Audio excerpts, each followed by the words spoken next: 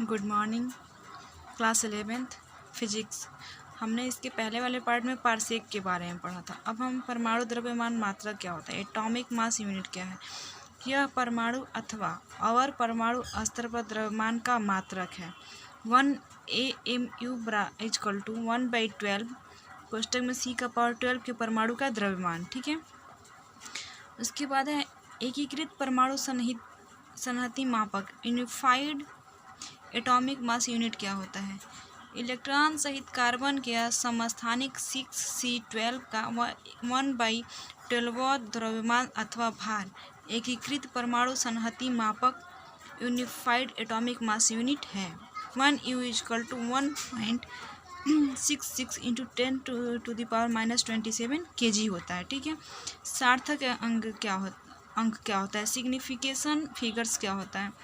किसी भौतिक राशि के मापन में यथार्थता की माप को सार्थक अंक कहते हैं। किसी भौतिक राशि के मापन में जो यथार्थता की माप होती है उसे ही हम सार्थक अंक कहते हैं। भौतिक राशि के मापन के परिणामों में विश्वसनीय अंकों और पहले अनिश्चित अंक को संख्या के सार्थक अंक में लेते हैं। जो भौतिक राशि के मापन का जो परिणाम आता है, विश्वसनीय अंकों और पहले अनिश्चित अंक को ही संख्या के सार्थक अंक में लेते हैं। त्रुटि क्या होता है, मापन में अनिश्चितता को त्रुटि कहते हैं, यानी कि एरर्स, जो गलती होती है। नियमित त्रुटि क्या होती है, यह त्रुटि भी मापन की त्रुटि है। यह त्रुटि सदैव एक जैसे चिन्ह की त्रुटि उत्पन्न करती है। यह त्रुटि अपूर्ण तकनीक या प्रेक्षित राशि में परिवर्तन अथवा लापरवाही या प्रेक्षक की गलती के कारण हो सकती है। ठीक है। अब यांत्रिक त्रुटि क्या होता है, यह अचर प्रकार की त्रुटि है। ये त्रुटियां मापक यंत्र की अपूर्ण अभिकल्पना त्रुटि, पूर्ण अंशांकन या शून्यांकन त्रुटि आदि के कारण होती है। अब देखते हैं आगे क्या है। यादृच्छिक त्रुटि क्या होता है, रैंडम एरर्स क्या होता है। जो त्रुटि अनजान कारणों से होती है उसे यादृच्छिक त्रुटि कहते हैं। यह मापन में अनियमितताओं, प्रायोगिक अव्यवस्थाओं आदि के कारण हो सकती है। निरपेक्ष त्रुटि क्या होती है, एब्सोल्यूट एरर्स क्या होता है।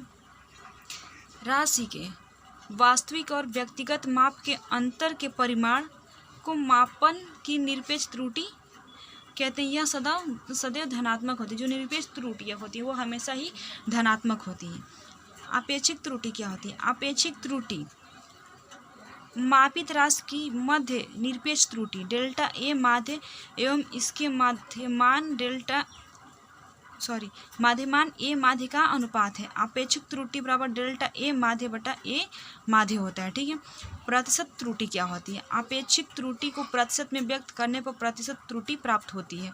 आपेक्षिक त्रुटि को हम प्रतिशत में अगर बदल देंगे तो वही प्रतिशत त्रुटि होती है। प्रतिशत त्रुटि बराबर डेल्टा ए माध्य बटा ए माध्य इंटू 100%। त्रुटियों का संयोजन क्या होता है, जब किसी प्रयोग में एक से अधिक राशियों का मापन सम्मिलित होता है। जब किसी प्रयोग में एक से अधिक राशियों का मापन सम्मिलित होता है तो सभी प्रकार की त्रुटियों का समायोजन करना होता है। यही त्रुटियों का समायोजन कहलाता है। संकलन या व्यकलन की त्रुटि क्या होती है, error of sum of differences. जब दो राशियों को संकलित या व्यकलित किया जाता है, तो अंतिम परिणाम में निरपेक्ष त्रुटि उन राशियों की निरपेक्ष त्रुटियों के योग के बराबर होती है। देख लेते हैं अधिकतम संभावित त्रुटि डेल्टा जेड बराबर delta A plus minus delta B. ठीक है। गुणनफल या भागफल की त्रुटि क्या होती है, जब दो राशियों को गुणा या भाग किया जाता है, जब दो राशियों का हम गुणा या भाग करते हैं तो प्राप्त परिणाम में आपेक्षिक त्रुटि उन गुणकों अथवा भाजकों में आपेक्षिक त्रुटियों का योग होती है। Delta Z by Z equal to delta A by A plus delta B by b होता है।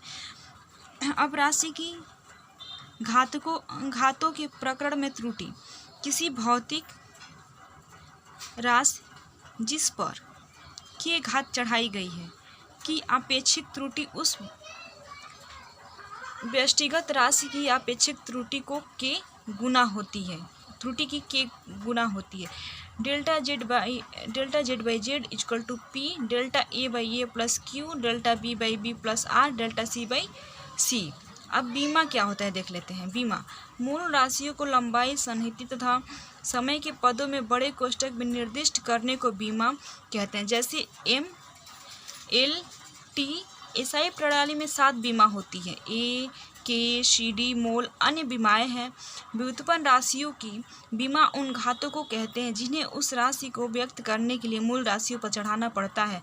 अर्थात बल की बीमा ml² t-2 द्रव्यमान में 1, लंबाई में 2 एवं समय में 2 है। ठीक है, विमीय सूत्र के बारे में हम अगले वीडियो में पढ़ेंगे।